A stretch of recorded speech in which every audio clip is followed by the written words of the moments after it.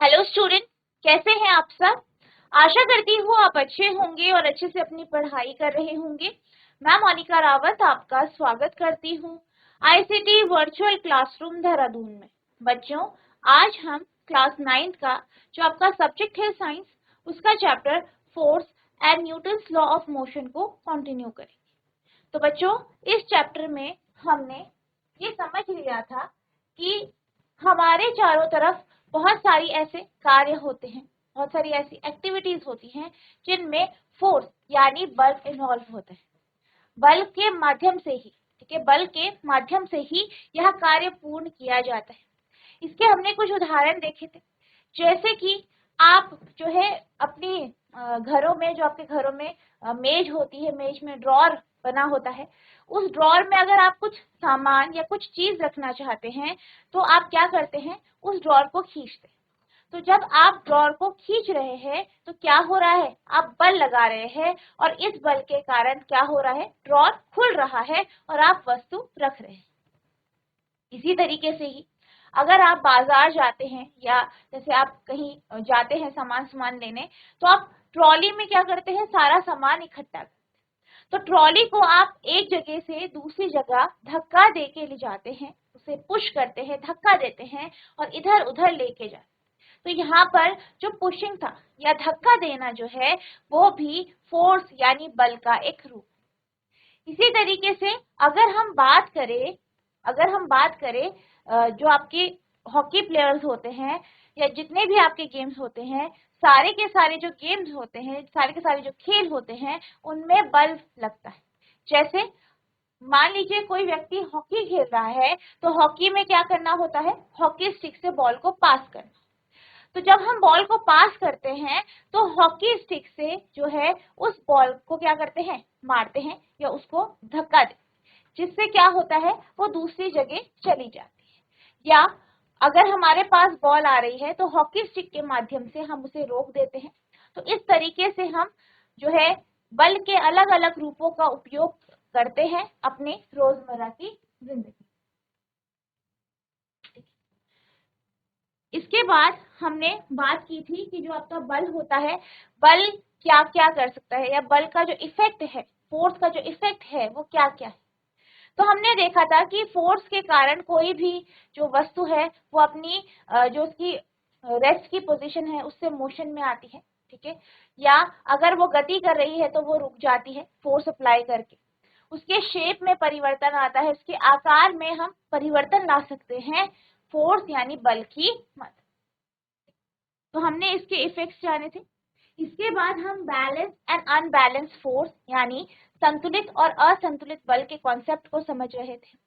यहाँ पर हमने एक एग्जांपल लिया था कि मान लीजिए आपके पास कोई ब्लॉक है, कोई भी एक ब्लॉक है, कोई डब्बा है, ठीक है।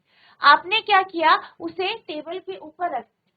अब जब आप उसे टेबल के ऊपर रखते हैं तो आप क्या देखते हैं कि वो जो बॉक्स है या वो जो ब्लॉक है वो एक जगह पर स्थिर है, एक जगह रुका है, वो इधर उधर गति नहीं कर रहा, मोशन नहीं कर। तो यहाँ पर ऐसा क्यों होता है, ऐसा इसलिए होता है कि जितने भी बाह्य बल इस वस्तु पे लगे, जैसे फ्रिक्शनल फोर्स लग रहा है, ठीक है। तो क्या हो रहा है, बेसिकली जो भी बल इस वस्तु पे लग रहे हैं जो कि एक्सटर्नल फोर्सेस है, वो सारे के सारे बैलेंस्ड है, सारे के सारे संतुलित है, जो जिस कारण ये वस्तु गति नहीं कर रही। इसको हम जो है एक एग्जाम्पल से समझ सकते हैं, ठीक है। एग्जाम्पल से समझ सकते हैं, जैसे कि मान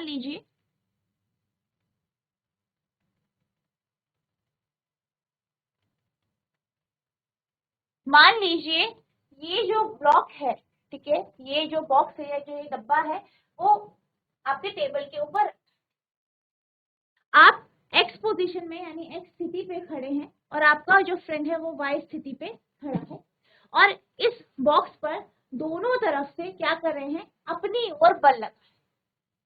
क्या करना है, ये आप बॉक्स देख सकते हैं। इस बॉक्स में मान लीजिए एक्स पोजीशन पे यानी एक्स स्थिति पे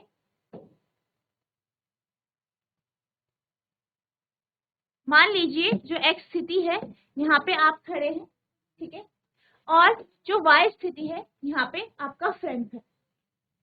तो क्या होता है, आप दोनों अपनी अपनी ओर बल लगा, आप एक्स स्थिति पे खड़े हैं, आप मान लीजिए 5 न्यूटन का बल लगाते हैं। फिर आपका जो फ्रेंड है वो उसी समय वाई स्थिति पे खड़ा है, उसने जो ये वाला सिरा है इसे पकड़ा है और इस पे वो अपनी ओर बल लगा रहा है। कितना लगा रहा है? 5। तो यहाँ पर इस स्थिति पे ये देखा गया कि जो वस्तु है वो अपनी जगह पर स्थिर है, यानी उसने अपनी जगह को चेंज नहीं किया, उसने अपनी स्थिति को बदला नहीं। तो यहाँ पे क्या है, आप देख सकते हैं जो बल है वो जो है अलग अलग दिशाओं में लग रहा है या विपरीत दिशाओं में लग रहा है, और दोनों का जो मान है या दोनों का जो मैग्नीट्यूड है वो बराबर है, यानी 5 न्यूटन। बेसिकली ये जो दोनों बल है जो आपके और आपके फ्रेंड के द्वारा लगाया गया है वो क्या हो रहा है, आपस में एक दूसरे को कैंसिल कर, या हम ये कह सकते हैं कि जो ये वस्तु है वो हमें गति करती हुई इसलिए नहीं दिखाई दी क्योंकि जो बल यहाँ पे लगाया जा रहा है वो बराबर है तथा विपरीत है, जिस कारण जो बल है वो संतुलित हो गया है, यानी बैलेंस्ड हो गया। अब हम दूसरी कंडीशन समझते हैं। मान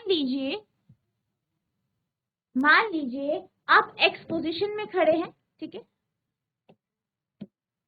आप एक्स स्थिति पे खड़े हैं और आपका जो फ्रेंड है वो वाई स्थिति पे खड़ा है, ठीक है। अब क्या हुआ, आपने बॉक्स को अपनी ओर खींचा और आपके फ्रेंड ने अपनी ओर। जब आप बॉक्स को अपनी ओर खींचते हैं तो आप जो है 10 न्यूटन का बल लगा लेते हैं, ठीक है, क्या लगा लेते हैं? 10 न्यूटन का बल लगा लेते हैं। वहीं आपका फ्रेंड जो वाई स्थिति पे खड़ा है वो यहाँ पे 7 न्यूटन का बल लगा रहा है। अब आप यहाँ पे देख सकते हैं कि जो बल है वो विपरीत दिशा में है, ऑपोजिट डायरेक्शन में है। साथ ही साथ बल का जो मान है या जो उसका मैग्नीट्यूड, ठीक है, जो उसका परिमाण है बेसिकली वो क्या है, अलग अलग है। आपने ज्यादा बल लगाया है जबकि आपके फ्रेंड ने या आपके जो दोस्त हैं उन्होंने कम बल लगाया। अब इसका रिजल्ट क्या देखा गया? इसका रिजल्ट ये देखा गया कि जो ये आपकी ये बॉक्स है वो एक्स की तरफ गति कर रही है, एक्स की तरफ मूव कर रही है, ठीक है। तो यहाँ पे क्या हुआ, यहाँ पे जो बल है वो असंतुलित हो गए, क्या हो गए, अनबैलेंस्ड, ठीक है। कैसे हो गए? अनबैलेंस्ड यानी असंतुलित। तो आप कैसे कह सकते हैं कि बल असंतुलित हो गया? क्योंकि जो बल है वो विपरीत दिशा में तो है लेकिन उसका जो मैग्नीट्यूड है, उसका जो परिमाण है वो अलग अलग है, जिस कारण अगर हम इनको सब्ट्रैक्ट करें तो हमारे पास क्या आता है, हमारे पास आता है 3 न्यूटन, यानी जो बल है वो एक्स दिशा पे लग रहा है और कितना बल आया हमारा, कितना हमारा रिजल्टेंट बल आया, 3 न्यूटन, ठीक है। तो यहाँ पे जो बल है वो 3 न्यूटन का है, या हम ये कह सकते हैं कि ये जो दो बल हैं जो विपरीत दिशा में लगाए जा रहे हैं ये आपस में एक दूसरे को जो है कैंसिल नहीं कर रहे हैं, खत्म नहीं कर रहे हैं। यहाँ पे कुछ बल बच रहा है, शेष बच रहा है, जिसके कारण जो वस्तु है वो एक्स दिशा की ओर गति कर रही है। इसलिए हम ये कह सकते हैं कि जो बल है वो कैसा है, असंतुलित यानी अनबैलेंस्ड, ठीक है। इसको हम जो है यहाँ पे कुछ जो अपना एक एग्जाम्पल है उसके माध्यम से हम समझ सकते हैं, ठीक है। मान लीजिए कि आपके पास एक बड़ा सा बॉक्स है, बड़ा सा डब्बा है, एक बड़ा सा जो है बॉक्स है। अब आप क्या करते हैं, उस पर धक्का लगा रहे हैं, लकड़ी का बॉक्स है, धक्का लगा, आपने अपनी तरफ से बल लगाया, लेकिन आपने क्या ऑब्जर्व किया, आपने ये देखा कि आप बल लगा रहे हैं लेकिन जो ये बॉक्स है ये अपनी स्थिति से हिला ही नहीं, यानी इसकी जो स्थिति है वो बदली ही नहीं। फिर आप क्या करते हैं, फिर आप और ज्यादा बल लगाते हैं, तो क्या देखा जाता है कि अभी भी आपका जो बड़ा सा बॉक्स है, जो लकड़ी का बॉक्स है, वो अपनी स्थिति से जो है इधर उधर नहीं गया या वो गति करने नहीं लगा। फिर आप और ज्यादा बल लगाते हैं और ये देखते हैं कि जो आपका बॉक्स है वो गति करने लगा। किस तरफ गति करने लगा? इस दिशा में, यानी जिस तरफ आपने बल लगाया। तो यहाँ पे आखिर हो क्या रहा है? बेसिकली शुरुआत में जब आपने बल लगाया, ठीक है, बल लगाया, तो क्या हुआ? यहाँ पे एक और बल लगा जो कि आपके बल की विपरीत दिशा में, जिसे हम घर्षण बल कहते हैं। क्या कहते हैं? घर्षण बल, ठीक है, जिसे आप क्या कहते हैं? घर्षण बल, यानी फ्रिक्शनल फोर्स या फ्रिक्शन कहते हैं। अब यहाँ पे क्या हुआ? जैसे कि आप घर्षण बल के बारे में जानते हैं, फ्रिक्शन के बारे में जानते हैं कि फ्रिक्शन एक ऐसा बल है जिसे हम संपर्क बल कहते हैं। ये तब जो है आपका आता है या तब ये लगता है जब कभी दो वस्तुएं जो आपस में संपर्क में है हो और वो रिलेटिव मोशन करती है, यानी उनके बीच में सापेक्षिक गति होती है, वो रिलेटिव मोशन करती है, तब इस केस में जो बल लगता है जो कि मोशन की गति की विपरीत दिशा में लगता है, उसी को हम फ्रिक्शनल फोर्स कहते हैं। अब यहाँ पे क्या हुआ? यहाँ पे आपने जो बड़ा सा डब्बा था, लकड़ी का डब्बा था, उसको आपने क्या किया? फोर्स लगाया, बल लगाया, धक्का दिया। जितना आपने बल लगाया उतना ही विपरीत दिशा में फ्रिक्शनल फोर्स लग गया। आपने यहाँ पे बल लगाया इस दिशा में और उतने ही अमाउंट में यहाँ पे फ्रिक्शनल फोर्स लग गया। मान लीजिए आप जो है 2 न्यूटन का बल लगाते हैं, तो जो फ्रिक्शनल फोर्स लग रहा है वो -2 न्यूटन का लगता है, जिस कारण जो ये बल है क्या हो गए? बैलेंस्ड हो गए, संतुलित हो गए। तो आपकी जो ये बॉक्स है ये अपनी स्थिति से नहीं हिला, या ये अब इसने गति नहीं करी। क्यों नहीं करी? क्योंकि जो फ्रिक्शनल फोर्स है, जो घर्षण बल है, वो क्या कर रहा है? आपके द्वारा लगाए गए बल को बैलेंस कर रहा है, क्योंकि दोनों का अमाउंट सेम है, ठीक है, दोनों का जो क्वांटिटी है या परिमाण है बराबर है, 2 न्यूटन, और दिशा क्या है? विपरीत दिशा है, ठीक है, जिस कारण दोनों बल एक दूसरे को बैलेंस कर रहे हैं। इसको आप इस तरीके से भी समझ सकते हैं कि 2 न्यूटन बल किस तरह लग रहा है? इस तरफ, और 2 न्यूटन बल जो है फ्रिक्शनल वाला लग रहा है, यानी 2 - 2 कितना आया?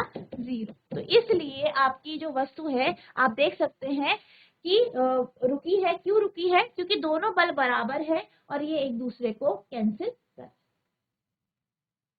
अब हम चलते हैं बी केस की ओर। बी केस की अगर हम बात करें तो यहाँ पर आपने क्या किया? बल बढ़ा दिया, बल बढ़ा दिया। मान लीजिए आपने जो आपके द्वारा जो बल लगाया है वो 5 न्यूटन का बल है, तो जैसे ही आप बल ज्यादा लगा रहे हैं तो यहाँ पर जो फ्रिक्शनल फोर्स लग, जो घर्षण बल लग रहा है, उसका अमाउंट भी बढ़ गया, ठीक है। आप जानते हैं कि जिस तरफ आप बल लगाएंगे उसके विपरीत दिशा में लगेगा, या जिस दिशा में गति होनी चाहिए या जिस दिशा में गति होती है उसके विपरीत दिशा में ये बल लगता है, ठीक है। अब यहाँ पर जो आपका फ्रिक्शनल फोर्स है वो लगा, और वो भी कितना था? -5 न्यूटन का, यानी -5 न्यूटन का। अब आप देख सकते हैं कि दोनों की दिशा क्या है? विपरीत है, यानी ऑपोजिट है, दोनों विपरीत दिशा में लग रहे हैं, विपरीत दिशा में है, तो ये, और इनका परिमाण भी बराबर है, ठीक है, इसका परिमाण भी क्या है? बराबर है 5 न्यूटन का, जिस कारण ये आपस में एक दूसरे को कैंसिल कर रही है, या हम ये कह सकते हैं एक दूसरे को संतुलित कर रही है, जिस कारण ये जो बॉक्स है वो अपनी स्थिति से मूव नहीं किया, या हम ये कह सकते हैं उसने गति नहीं, ठीक है। तो फर्स्ट और सेकंड केस में क्या हो रहा है?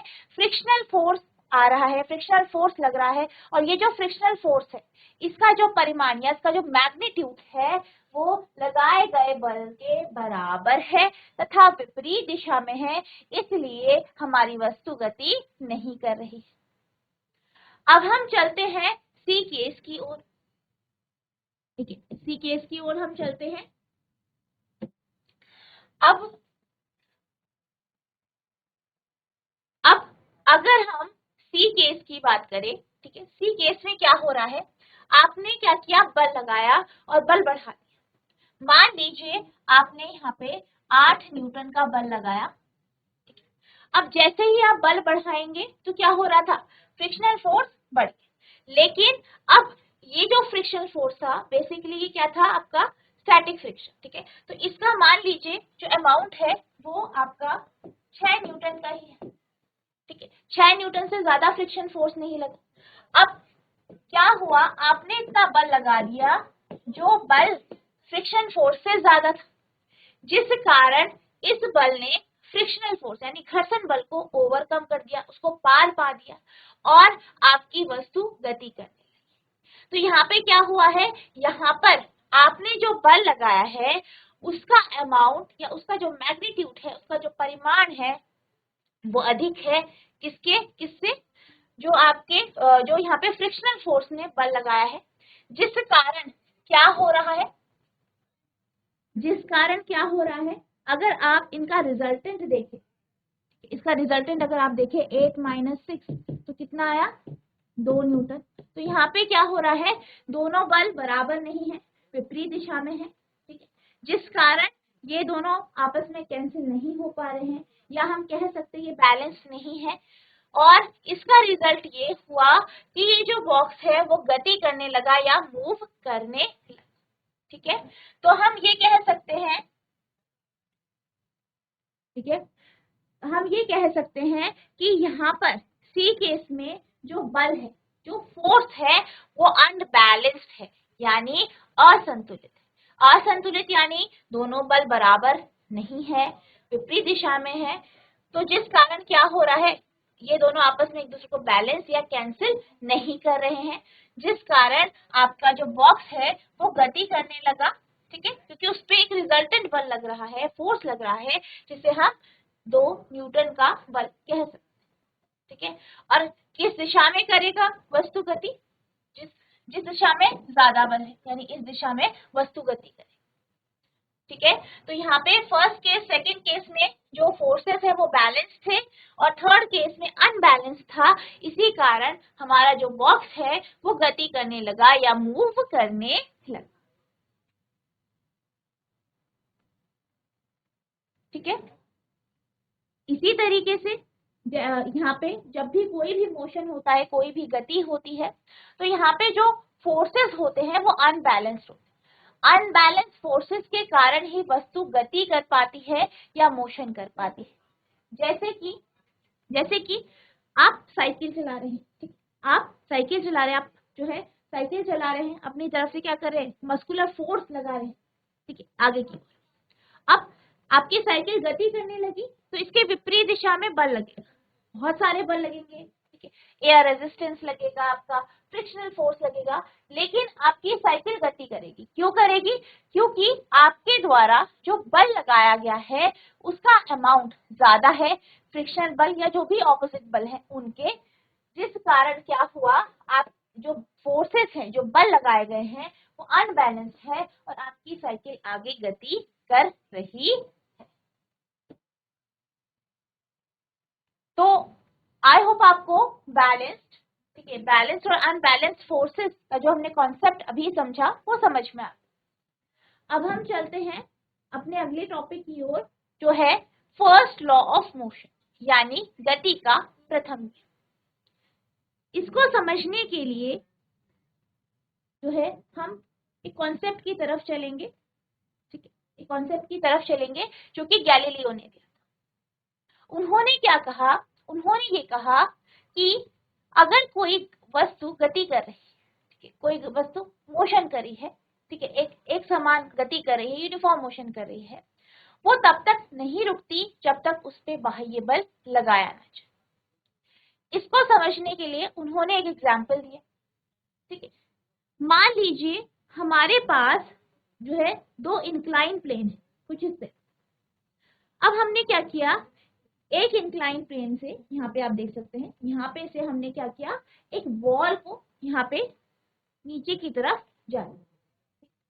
अब ये वॉल क्या कर रही है, गति कर रही है, यूनिफॉर्म मोशन में है, हम ये मान, ठीक है। अब ये चल रही है, गति कर रही है, गति कर रही है। मान लीजिए दूसरा इंक्लाइन प्लेन है, ये ब्लैक वाला जो आपको दिखाई दे रहा है, काले रंग का जो इंक्लाइन प्लेन है ये है, ठीक है। तो हमने क्या किया, यहाँ से बॉल यहाँ पे छोड़ी, तो वो ये कहते हैं कि अगर ये बॉल गति करेगी, ठीक है, फिर क्या होगा, फिर ये दूसरे वाले इंक्लाइन प्लेन पे चढ़ेगी, तो ये उतनी हाइट तक चढ़ेगी जितनी हाइट से इसे यहाँ पे छोड़ा। अब अगर हम इस इंक्लिनेशन को जो है कम करते जाएं, तब भी ये तब वहां उतनी हाइट तक पहुंचेगी जहां से इसको छोड़ा, ठीक है। जैसे यहाँ पे आपका मान लीजिए यहाँ पे इधर से यहाँ पे छोड़ा गया है, तो जितनी दूरी से इसे छोड़ा गया है उतना ही दूरी ये जो है इंक्लिनेशन में चढ़े, या जो आपका इंक्लाइन प्लेन है इस पे चढ़े। अब अगर आप इस इंक्लिनेशन को और बिल्कुल फ्रंट जो है सीधा कर देते हैं, हॉरिजॉन्टल कर देते हैं, तो क्या होगा, ये बॉल सीधे जाएगी और तब तक चलती रहेगी जब तक जितनी दूरी से इसे फेंका गया है या जितनी दूरी से इसे छोड़ा गया है, गति इसकी कराई गई है, लुढ़काया गया है, उतनी दूरी तक ना पहुंचे, ठीक है। तो यहाँ पे आप देख सकते हैं, पहला जो है यहाँ पे आपके पास जो ये फिगर है, यहाँ पे बॉल का डाउनवर्ड मोशन दिखाएगा कि बॉल नीचे की ओर जा रही है, या मार्बल नीचे की ओर जा रहा है। नेक्स्ट बी में है the upward motion of marble in the incline plane. यहाँ पे आपका क्या दिखाया गया है कि जो बॉल है वो ऊपर की ओर जा रही है, और जो नीचे वाली फिगर है इसमें डबल इंक्लिनेशन का कॉम्बिनेशन दिखाया गया है, और जिसमें ये कहा गया है कि बॉल तब तक गति करती रहेगी जब तक वो उतनी दूरी तय ना कर ले या उतनी हाइट अटेन ना कर ले जितनी दूरी से उसे छोड़ा गया।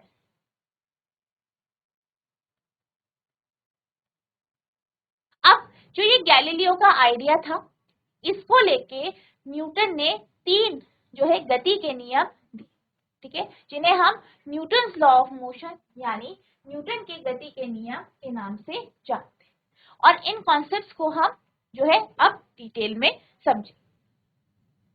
Galileo's idea on force and motion are presented 3 fundamental laws that governs the motion of object. Newton ने बल एक गति के बारे में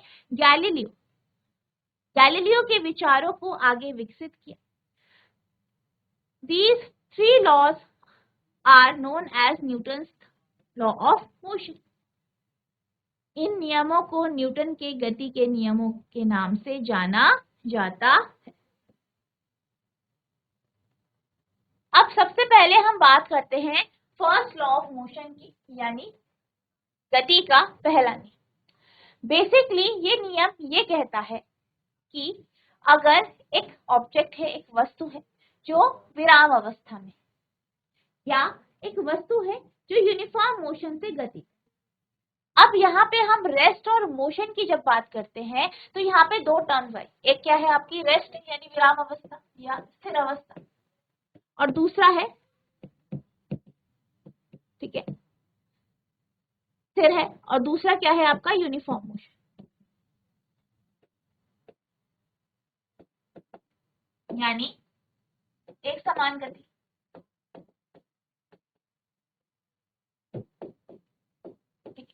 दो कॉन्सेप्ट है, कि रेस्ट है यानी स्थिर है, और दूसरा है एक समान गति यानी यूनिफॉर्म मोशन। अब यहाँ पर रेस्ट यानी सारे के सारे फोर्सेस बैलेंस्ड है, एक जगह वस्तु स्थिर है।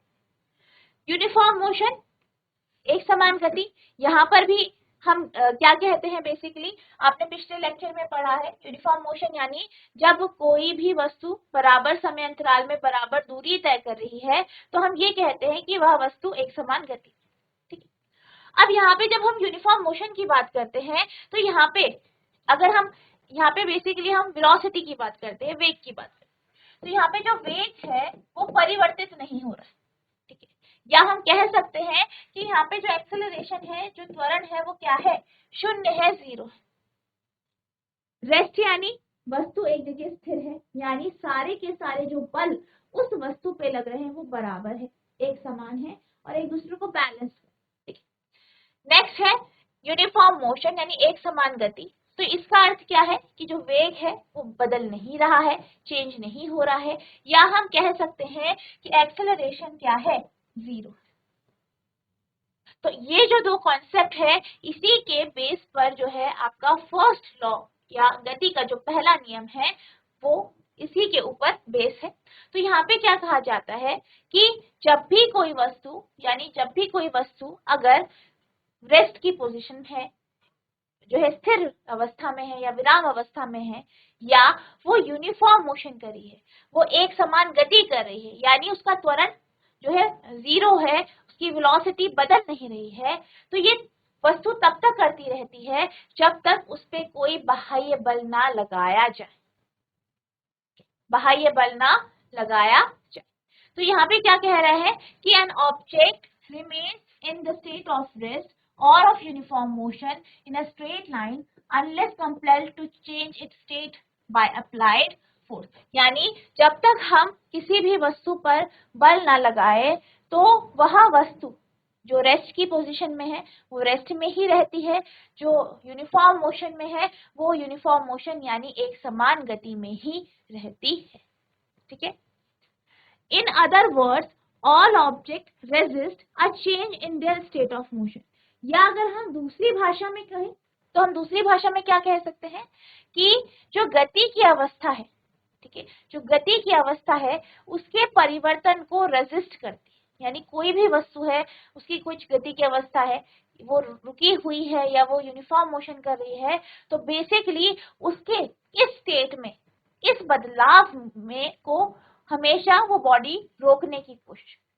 ठीक, मान लीजिए कोई बॉल है, ठीक है, आपने कहीं रख दिया, फर्श पे रख दिया। अब आप ये जानते हैं कि वो बॉल ऐसी रुकी रही, ठीक, वो रुकी रहेगी, ठीक है, वो गति नहीं करेगी जब तक आप उस पर कोई बल ना लगाए। ठीक, या कोई बॉल है वो गति कर रही है, ठीक है, वो एक समान गति कर रही है, बराबर समय अंतराल में बराबर दूरी तय कर रही है, वो तब तक नहीं रुकेगी जब तक उस पर कोई बल ना लगाया जाए। अब नॉर्मल लैंग्वेज में या नॉर्मल कंडीशन में या नॉर्मल एग्जांपल्स में हमने ये देखा है कि अगर हम किसी बॉल को धक्का देते हैं और वो गति करने लग जाती है तो धीरे धीरे करके वो रुक जाती है। और ये कब रुकती है? जब उस पर फ्रिक्शनल फोर्स लग रहा है, घर्षण बल लग रहा है, घर्षण बल के कारण ही वो रुकती है। मान लीजिए ऐसी कंडीशन है कि कोई भी फोर्स नहीं लग रहा है, घर्षण बल भी नहीं लग रहा है, ठीक है, तो क्या करेगी बॉल जो है उसी गति से चलती रहेगी, यूनिफॉर्म मोशन से चलती रहेगी, वो रुकेगी नहीं। या फिर आपने जो है बहुत सारे गेम्स खेले बचपन में, जैसे आपका जो पहिया होता है वो चलता है, ठीक है, उसको उसकी स्पीड आप बढ़ाने के लिए क्या करते हैं, उसे पीछे से बल लगाते रहते हैं, फोर्स लगाते रहते हैं, जिससे क्या होता है उसकी स्पीड बढ़ती रहती है या वो चलता रहता है। तो अगर हम बल लगाते हैं, बाह्य बल लगाते हैं, तो जो वस्तु है अगर विपरीत दिशा में लगता है तो वस्तु रुक जाती है, स्थिर अवस्था में आ जाती है या विराम अवस्था में आ जाती है। या फिर अगर आप उसी दिशा में लगाते हैं तो उसकी जो गति है उसमें परिवर्तन आता है, यानी वह एक समान गति से नहीं चलती, असमान गति से चलने लगती। तो बेसिकली यहाँ पे जो यही कहा गया है कि अगर आपके पास कोई भी वस्तु है, ठीक है, कोई भी एक वस्तु है, वो क्या करती है, अपनी गति की अवस्था, ये जो परिवर्तन है उसको रोकती है। यानी अगर वो रेस्ट में है तो वो क्या करती है कि वो रेस्ट में ही रहे, ठीक है, वो रेस्ट में ही रहे, वो अपनी जो अवस्था है उसे चेंज करने को, मतलब स्टार्ट नहीं होती या चेंज नहीं करना चाहती, वो उस चीज को रेजिस्ट करती है। In a qualitative way, the tendency of undisturbed objects to stay at rest or to keep moving with same velocity is called inertia। और ये जो दो कॉन्सेप्ट है, क्या कॉन्सेप्ट, हमने ये कहा कि पहला जो नियम है वो ये कहता है कि अगर कोई वस्तु स्थिर अवस्था में है या रुकी हुई है, वो वस्तु रुकी ही रहेगी। अगर कोई वस्तु एक समान जो है गति कर रही है तो वो वैसे ही गति करती रहेगी जब तक उस पर कोई बल ना लगाया जाए, जब तक उस पर कोई बाह्य बल या उसे डिस्टर्ब ना किया जाए। ठीक, तो अब यहाँ पे इस चीज को, ये जो प्रॉपर्टी होती है ऑब्जेक्ट की, कि अगर कोई ऑब्जेक्ट रुकी है तो वो रुकी ही रहती है, या वो गति कर रही है, एक समान गति कर रही है, सेम वेलोसिटी से गति कर रही है, तो वो वैसे ही करती रहती है। इस प्रॉपर्टी को हम इनर्शिया यानी जाड़त्व कहते हैं।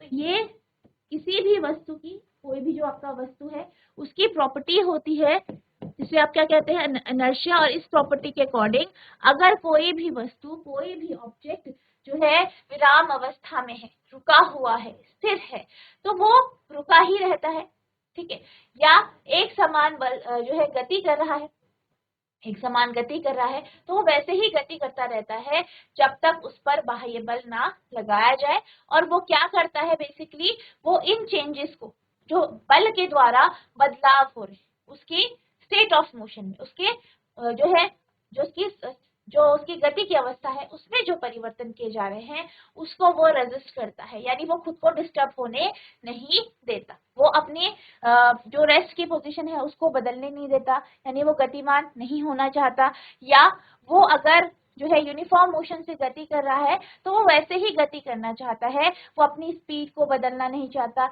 या जो है वो रुकना नहीं चाहता। और इसी प्रॉपर्टी को हम क्या कहते हैं, इनर्शिया कहते हैं। और इसी कारण जो आपका फर्स्ट लॉ ऑफ मोशन है इसको हम लॉ ऑफ इनर्शिया भी कहते हैं, यानी जाड़त्व का नियम।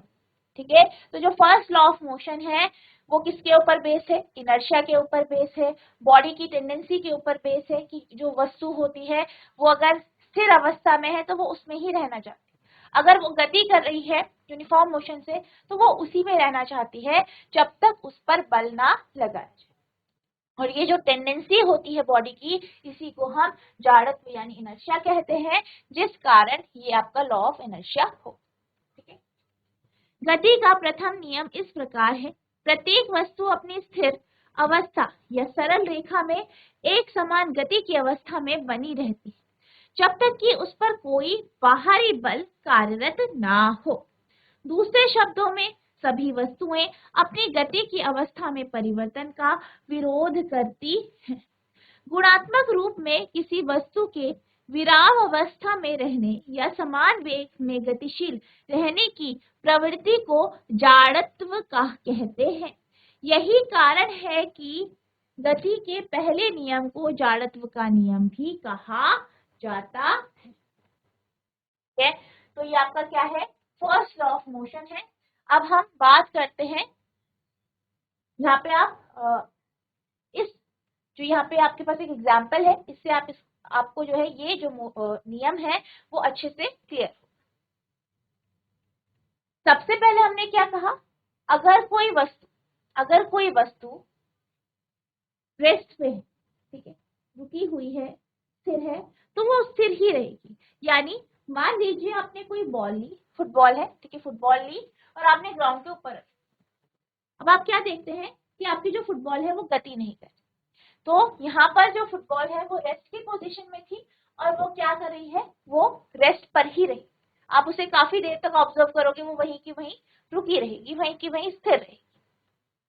कब तक, unless acted by an unbalance force, जब तक उस पर कोई अनबैलेंस या असंतुलित बल ना लगाया जाए। अब ग्राउंड में आपने बॉल रखी, ठीक है, बॉल रखी, फिर आपको क्या करना है, बॉल को किक करना है।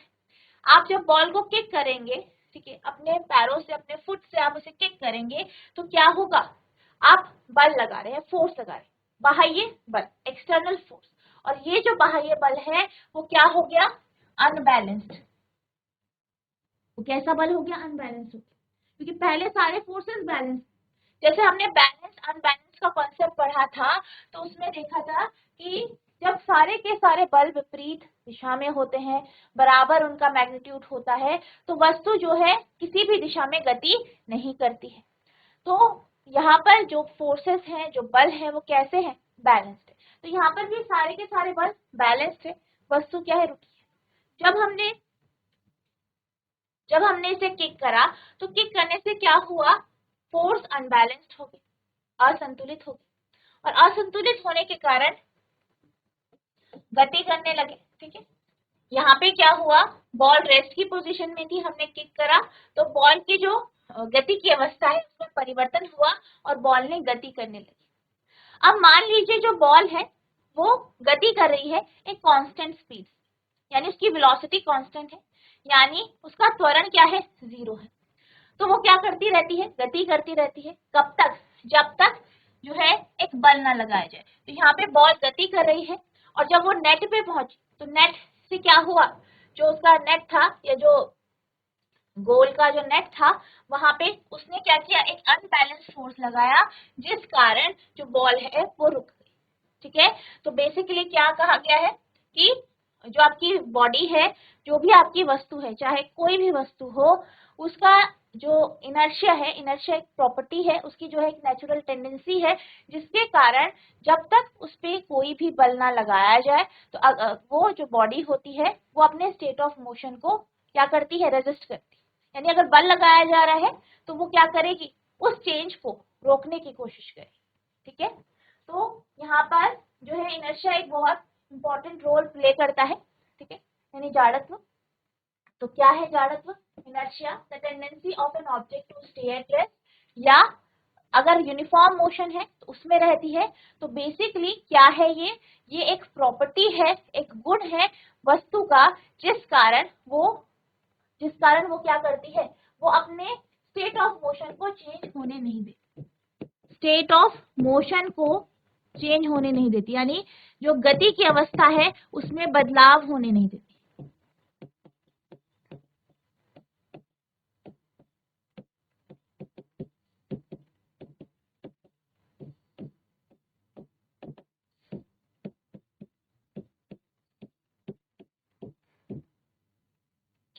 इसको हम एक उदाहरण के साथ समझ सकते हैं।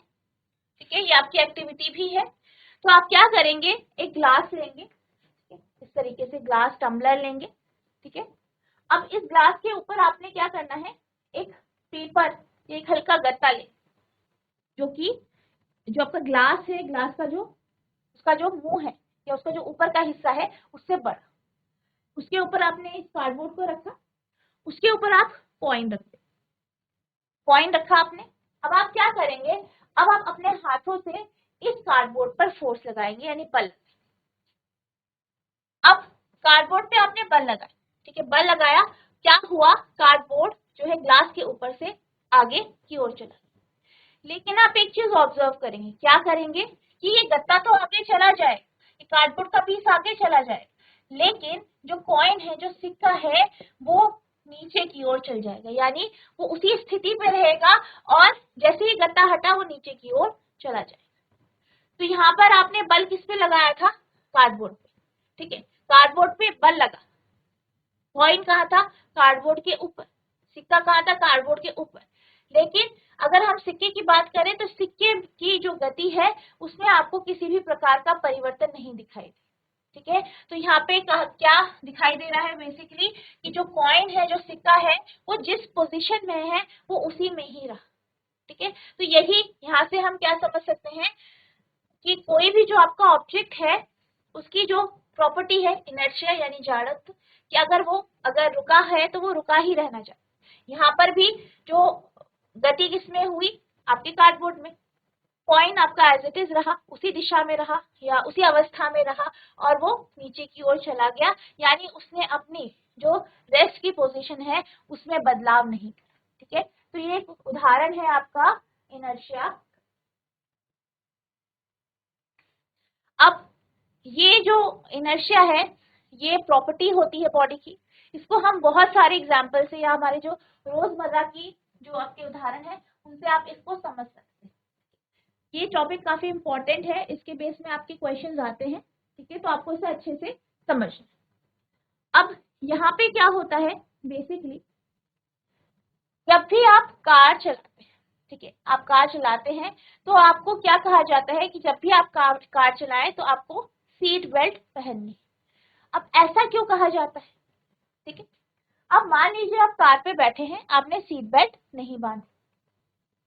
ठीक है, पहले कार रुकी हुई थी, आपने स्टार्ट की, अब कार मोशन में आई, कार चलने लगी, लेकिन जो आपकी बॉडी है, जो आपका शरीर है, उसकी टेंडेंसी है, क्या टेंडेंसी है, जो हमने इनर्शिया भी, ठीक है, वही, यानी आपकी बॉडी जो है वो रुकी है तो वो रुकना ही चाहती है, वो गति करना नहीं चाहती, लेकिन जो आपका कार है वो चलने लगी। अब क्या होगा, आपकी बॉडी तो रुकना चाहती है लेकिन कार चलने लगी, जिस कारण क्या होगा, आपकी बॉडी पे फोर्स लगेगा और आपकी बॉडी जो है आगे की तरफ चली जाएगी, जिस कारण आपको चोट लग सकती है। इसीलिए आपको कहा जाता है कि आपको सीट बेल्ट पहनने चाहिए। क्यों, क्योंकि आपकी बॉडी जो है रेस्ट की पोजीशन में है तो वो रुकना ही पसंद ठीक है। गति होगी तो वो एकदम से गति में नहीं आएगी, जिस कारण फोर्स लगेगा और आपको चोट लग सकती है। इसीलिए आपको कहा जाता है कि सीट बेल्ट पहनिए, क्योंकि ये जो सीट बेल्ट है ये आपको इस तरीके की इंजरी से बचाएगा। इसी तरीके से आपने ये भी देखा होगा कि जब आप जो है बस से ट्रैवल करते हैं, ठीक है, बस से ट्रैवल करते हैं और आप बस पे खड़े, ठीक है, मान लीजिए आप बस पे खड़े हैं, बस पहले रुकी हुई थी, फिर चलना शुरू किया, बस गति में आई, लेकिन आपकी बॉडी क्या थी, स्थिर थी, रुकी थी, वो अभी गति करना नहीं चाहती। तो क्या हुआ, बस आगे की ओर गति करती है तो आपको जर्क लगता है और आप पीछे की तरफ पीछे की तरफ हो जाते। क्यों होते हैं, क्योंकि आपकी बॉडी रेस्ट में रहना चाहती है, लेकिन जो है गति होना शुरू हो गया, जिस कारण क्या हुआ, आपकी बॉडी का जो प्रॉपर्टी है इनर्शिया का, कि वो गति में एकदम से नहीं आएगी, ठीक है, वो अपनी जो उसकी रेस्ट की पोजीशन है, उसकी जो गति की अवस्था है बेसिकली, उसको वो परिवर्तन उसमें वो परिवर्तन होना या करना नहीं चाह रही है, जिस कारण आपको एक फोर्स लगेगा और आप पीछे की तरफ हो जाएंगे, आपको एक झटका लग जाएगा पीछे की तरफ, ठीक है। इसी तरीके से आपने देखा होगा कि जब हम पहाड़ी रास्तों में चलते हैं, ठीक है, मान लीजिए पहाड़ी है और यहाँ पे रास्ते हैं, घुमावदार रास्ते, तो आपने ये देखा होगा कि जब हम इन घुमावदार रास्तों से चलते हैं और गाड़ी यूं मूव करती है, तो आप जो है थोड़ा सा इधर की तरफ, या जो है सीधे रास्ते पे चल रहे हैं, या मोड़ आया तो आपकी बॉडी थोड़ा इधर की तरफ चली जाती है या मूव करती है, या इधर की तरफ आपको जर्क लगती है। क्यों लगते हैं, क्योंकि आपकी बॉडी की जो प्रॉपर्टी है, इनर्शिया की जो प्रॉपर्टी है, चाणक्य का जो गुण है, उसके कारण ऐसा होता है। और आप पहले क्या कर रहे थे, स्ट्रेट चल रहे थे, सीधा चल रहे थे, तो आपकी बॉडी भी सीधे ही चलना चाह रही थी, लेकिन एकदम से मोड़ आ गया, लेकिन आपकी बॉडी सीधा चलना चाहती है, तो जिस कारण क्या हुआ, मोड़ के कारण आपको जर्क लगा, क्योंकि आपकी बॉडी इधर जा रही है, आपकी बॉडी इधर जाना चाहती है, लेकिन मोशन इधर है। तो यहाँ पर ये जो है, ये कुछ एग्जाम्पल है आपके इनर्शिया के। तो यही कारण है बेसिकली, आपकी बॉडी का जो गुण है, जाड़त्व का गुण, उसी के कारण ये कहा जाता है कि जब भी आप गाड़ी चलाएं तो सीट बेल्ट पहने, ठीक है। जब भी आप गाड़ी में जाते हैं तो आपको जर्क लगते हैं, जैसे ही गाड़ी जो है गतिमान होती है, चलने लगती है, या फिर रुक जाती है। रुकते वक्त भी ऐसा होता है, क्योंकि बॉडी रुक रही है और आपकी जो जो आपकी गाड़ी है या जो बस है जिस पे आप खड़े हैं, वो गति कर रही है और आप वो अभी रुकने वाली है, ठीक है, वो रुक गई, ठीक है, और आपकी जो बॉडी है, जो आपका शरीर है, वो गति करना चाहता है, वो एकदम से उसका स्टेट ऑफ मोशन जो है चेंज नहीं हो रहा है, या वो चेंज नहीं होना चाहता, जिस कारण आपको इस तरीके के जर्क या फोर्सेस का आप अनुभव करते। तो बच्चों, आज हमने बैलेंस्ड और अनबैलेंस्ड फोर्सेस के कॉन्सेप्ट को समझा, संतुलित और असंतुलित बल क्या होते हैं ये हमने जाना, साथ ही साथ लॉ ऑफ इनर्शिया के कॉन्सेप्ट को समझा, और हमने कुछ उदाहरण देखे इनर्शिया के, जाड़त्व के। आई होप आपको ये सारे कॉन्सेप्ट समझ में आए होंगे। नेक्स्ट लेक्चर में हम इनर्शिया के कॉन्सेप्ट को ही आगे कंटिन्यू करेंगे, इसके कुछ एग्जांपल्स देखेंगे। तो आपको आज जितना पढ़ाया गया है आपको रिवाइज करना है। अगर आपको किसी भी प्रकार की कोई भी प्रॉब्लम होती है, कोई भी आपके मन में प्रश्न उठता है, तो आप नेक्स्ट लेक्चर में पूछ सकते हैं। तो बच्चों, आज के लिए बस इतना ही, मिलते हैं अब नेक्स्ट सेशन में। तब तक के लिए thank you and have a nice day.